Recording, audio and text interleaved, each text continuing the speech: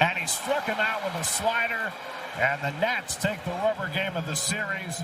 C.J. Abrams with the go-ahead home run in the 8th. And the Mets have lost for the 17th time in their last 20 games. This is what panic sounds like in New York. Carlos Mendoza still has a job. Make it make sense. Make it make sense. Please! They're 3-17 in the last 20, and they're still not going to fire Carlos Mendoza! It's like Tommy Lugar is actually running the team! That's how stupid it's gotten. 1 month into the season, the Mets are not just struggling, they are 10-21, worst record in baseball. A 12-game losing streak already in the books, and now everyone is asking the same question. Not good enough, obviously. Not a secret, you know. That's not going to do it.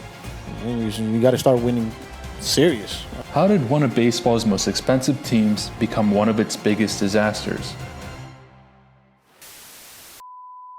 Citi Field, home of the Mets, a team with World Series aspirations. A tough test, though, right out of the gates. Reigning Cy Young Award winner Paul Skeens and the Pirates looking to make their first playoff appearance in over a decade. Welcome to opening day on NBC, presented by Adobe. This was not supposed to be a rebuilding year. The Mets were not asking fans to be patient with a young roster. They were not trying to surprise anybody. They were built to win now. According to Fangraphs roster resource, the Mets' estimated 2026 luxury tax payroll is about $370 million. Do we really think that the Bo Bichette's and Marcus Simeons was a formidable option? I mean, Bichette we thought was a good move. Yep. We thought at the time it was a good move. And Marcus Simeon, if you listened to the show, you knew that I knew that this was what was coming. And I'm not making myself out to be some prophet. All I did was watch 2 years of baseball when he can't freaking hit. So it's not like that was any surprise. If you had the MLB package, you knew this already. And you forget the New York of it all. Some people just can't play in New York. By May 1st, the Mets were 10-21. That was the worst record in Major League Baseball. It was also one of the worst starts in franchise history through 31 games. MLB.com reported that only the 1981 and 1964 Mets had worse records through that point. 1 out. Drive toward right center. That's in the gap. Heels to score the go-ahead run. Wallace Johnson to third. Exposed 4-3. In April, fans can usually tell themselves it is early, but this did not feel early anymore. It felt familiar. The reason this start feels so dangerous is because it does not exist by itself. Last season, the Mets were 45-24 on June 11th, the best record in baseball at that point. From there, they went 39-55 and missed the playoffs on a tiebreaker with the Reds. To first. And the Mets agonizing 3.5 month slow motion collapse is complete.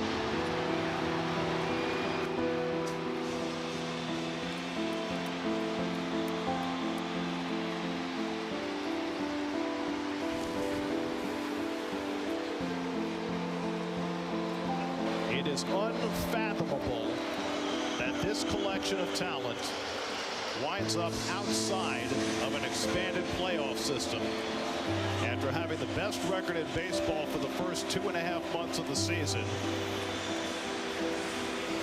Everything goes wrong over the last 3.5 months, and the Mets find themselves on the outside looking in.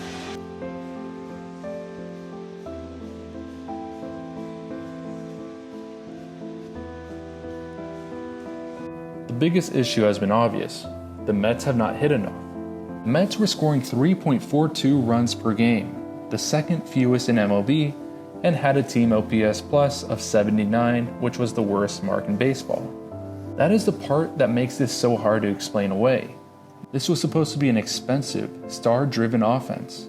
Instead, through 1 month, it has been one of baseball's least productive lineups. Juan Soto, Francisco Lindor, and Jorge Polanco have all dealt with injuries early in the season. But injuries only explain part of it. This is where the Mets become more than just a bad baseball team.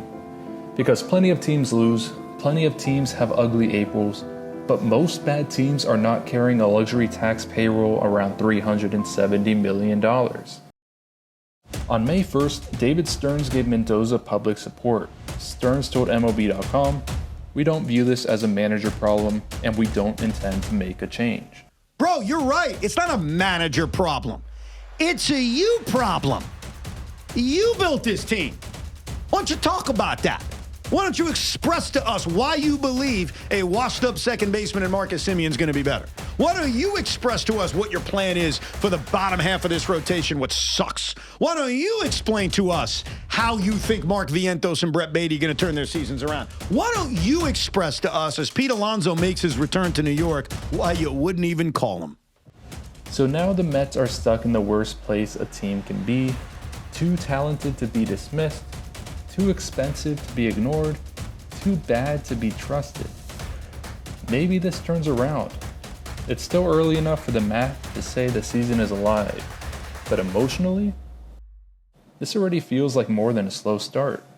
The Mets did not just build an expensive roster, they built expensive expectations. And right now, those expectations are crushing them.